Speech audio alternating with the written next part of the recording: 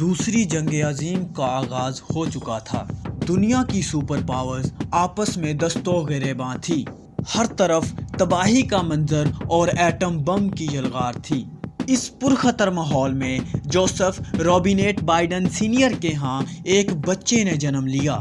وہ بچہ جو لہجے میں ہکلاہٹ اور اول درجے کا نالائق طالب علم آج دنیا کے سپر پاور کا صدر کیسے بنا، یہ سب جاننے سے پہلے ہمارے چینل کو سبسکرائب کریں تاکہ آنے والی ہر ویڈیو آپ تک پہنچ سکے۔ ناظرین، جو بائیڈن 1942 کو پینسلوینیا میں پیدا ہوا۔ جو بائیڈن کا پورا نام جوزف رابینیٹ بائیڈن جونیئر تھا۔ جو بائیڈن کے والد کا تیل کا کاروبار تھا، لیکن وقت کی نزاکت کے ساتھ جو بائیڈن کے والد کا کاروبار کم ہوتا ہوتا ختم ہو گیا، تو بوقت ضرورت آپ کے خاندان کو دل اویر میں اپنی نانوں کے گھر رہنا پڑا۔ لیکن وہاں جا کر جو بائیڈن کے والد کو ایک کار سیلنگ کمپنی میں جاب مل گئی، جس سے آپ کا گھرانہ مڈل کلاس گھرانوں میں شمار ہونے لگا۔ جو بائیڈن نے ابتدائی تعلیم دل اویر سے حاصل کی، لیکن جو بائیڈن کا شمار کلاس میں نہایت کمزور طالب علموں کی فہرست میں کیا جاتا تھا۔ آپ نے 1965 میں یونیورسٹی آف دل اویر سے ہسٹری اینڈ پولیٹیکل سائنس کی ڈگری حاصل کی، لیکن یہاں بھی آپ کی نالائکی یہ کہ کلاس میں 85 بچوں کی تعداد میں جو بائیڈن کا 76واں نمبر تھا۔ 27 اگست 1966 کو جو بائیڈن نے نیلا ہنٹر نامی خاتون سے شادی کی۔ 1969 کو جو بائیڈن نے سائراس یونیورسٹی لا آف کالج سے لا کی ڈگری حاصل کی۔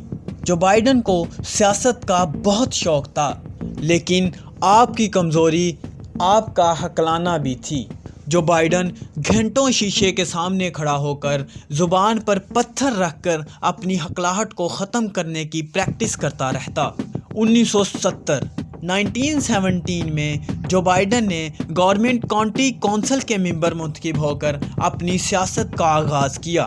1972 کو جو بائیڈن نے سینٹ کے الیکشن لڑنے کا فیصلہ کیا، لیکن 18 دسمبر 1972 کو الیکشن سے کچھ دن پہلے ایک کار ایکسیڈنٹ میں آپ کی بیوی نیلا ہنٹر اور بیٹی کی موت ہو گئی۔ اس حادثے کا جو بائیڈن پر بہت گہرا اثر پڑا۔ جو بائیڈن نے سیاست کو خیر آباد کرنا چاہا، لیکن اس وقت کے سینیٹر مائک مینسفیلڈ کے مشورے پر جو بائیڈن نے الیکشن لڑا اور کامیابی حاصل کی۔ جو بائیڈن امریکہ کے چھٹے نوجوان امریکی سینیٹر منتخب ہوئے۔ 17 جون 1977 کو جو بائیڈن نے اپنی دوسری شادی جل ٹریسی جیکبز نامی خاتون سے کی۔ سینیٹر بننے کے پہلے سالوں میں جو بائیڈن نے ماحولیاتی مسائل پر کامیابی سے قابو پایا، صحت، تعلیم اور ویلفیئر کے محکمے کو ترقی دی۔ جو بائیڈن نے جرم کو روکنے کے لیے اینٹی کرائم ایکٹ تشکیل دیا اور اس کا انعقاد ملک میں کروایا۔ ناظرین، امریکہ میں ہر 6 سال بعد سینیٹر کے الیکشن ہوتے ہیں، تو 1972 کے بعد 1978، 1984، 1990، 1996 اور 2002 میں ہونے والے چناؤ میں مسلسل 5 مرتبہ جو بائیڈن واضح برتری سے سینیٹر منتخب ہوتے رہے۔ 9 جون 1987 کو ڈیموکریٹک پارٹی کی جانب سے جو بائیڈن نے صدارتی کمپین کا آغاز کیا۔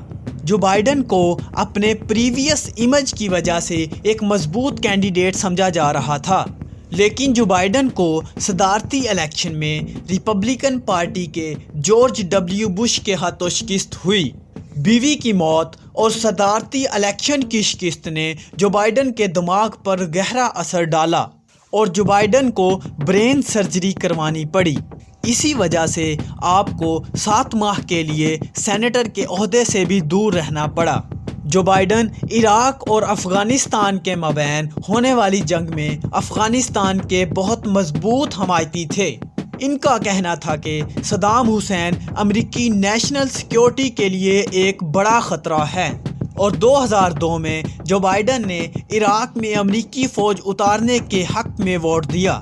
2009 میں ڈیموکریٹک پارٹی ہی کے سربراہ براک اوباما صدر منتخب ہوئے تو انہوں نے جو بائیڈن کو وائس پریزیڈنٹ آف امریکہ کے لیے چنا۔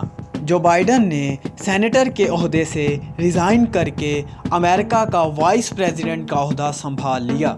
جو بائیڈن اور اوباما میں کافی اچھی دوستی رہی۔ آپ 2017 تک وائس پریزیڈنٹ آف امریکہ رہے۔ اوباما کے صدر کے عہدے سے ہٹنے کے بعد جو بائیڈن کو ہی پارٹی کی سربراہی ملی، لیکن آپ نے ہیلری کلنٹن کو صدارتی الیکشن کے لیے نامزد کیا۔ 2020 کے الیکشن کے لیے جو بائیڈن نے صدارتی کمپین شروع کی اور ریپبلکن پارٹی اور امریکہ کے صدر ڈونلڈ ٹرمپ کو شکست دے کر صدارت کی کرسی پر براجمان ہو گئے اور ابھی تک دنیا کی سپر پاور کے صدر کی حیثیت سے وائٹ ہاؤس میں مقیم ہیں۔ ناظرین، آپ کو جو بائیڈن کی بائیوگرافی کیسی لگی اور آپ کس شخصیت کی بائیوگرافی کے متعلق جاننا چاہتے ہیں، ہمیں کومنٹس میں ضرور بتائیے گا۔